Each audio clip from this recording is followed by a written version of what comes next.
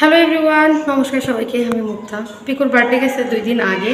একটা ভিডিওতে আমি বলেছিলাম যে পিকুর বার্থডের ব্লগগুলো শেয়ার করব, এবং সেই ভিডিওতে বলেছিলাম যে পিকুর বার্থডে যে গিফটগুলা, ওই ভিডিওটা আমি এক্সট্রাভাবে শেয়ার করব আপনাদের সাথে।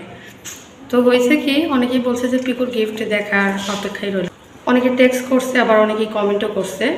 কিন্তু আমি একটু ব্যস্ত থাকার কারণে পিকু যে বার্থডেতে যে গিফটগুলো পাইছে, ও নিজে নিজে সমস্ত গিফট খুলে ফেলছে। মানে আমি যে ভিডিও করব ওই স্পেসটা আমাকে দেওয়া হয়নি। আমি পিকুকে বলছিলাম যে তুমি এগুলো একটু পরে খুলো, আমার হাতের কাজটা শেষ করে একটা শর্টকাট ভিডিও বানিয়ে নিব। গিফটগুলো পাওয়ার সাথে সাথে ও খুলে ফেলছে, যার জন্য ওই ভিডিওটা আর দেখাতেও পারলাম না, শেয়ারও করতে পারলাম না। পাইছে অনেক কিছু, গিফটের থেকে টাকাই বেশি পায়, আর চকলেট, খেলনা এগুলাই বেশি পাইছে। তবে স্পেশাল যে একটা গিফট আছে সেটা আমি পিকুকে দিয়ে দেখিয়ে দিব।